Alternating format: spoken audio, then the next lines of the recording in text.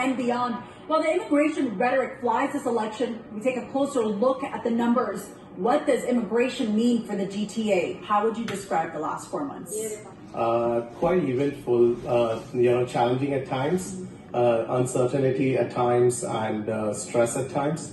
But I would say quite enriching overall. Sachin Kapoor arrived to Canada with his family just this summer, calling Brampton home. I swear that I will be faithful. Ontario is a popular destination for newcomers. 42% of immigrants to Canada, that's 137,000, ended up in this province, but they weren't evenly distributed. Over 70% of them, according to the Conference Board of Canada, settled in the GTA. Toronto has one of the higher unemployment rates among the big cities in Ontario. So we need to ensure that other cities are also seen on the radar of new immigrants. Immigrants come here under different statuses. 6 out of 10 recent newcomers, including Kapoor, were brought in under the economic strategy, according to recent data from Statistics Canada. But with the country's low birth rate and an aging workforce, the next few decades are telling. By the year 2040, the board states that 11.8 million Canadians will enter the workforce,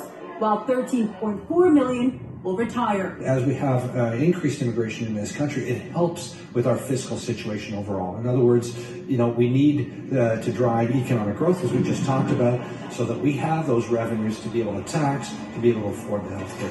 The fiscal situation improves with more economic migrants, doesn't necessarily do so with family class or refugee class migrants. Canada has also made a commitment to accepting refugees. Ontario took in a little over 27,000 fleeing Syrians between November 2015 and 2018. More than half went to Toronto. There are benefits to strong population growth, but there are also challenges. More pressure on the already strained housing market here in the city, more congestion on the roads, and there are costs fronted by taxpayers.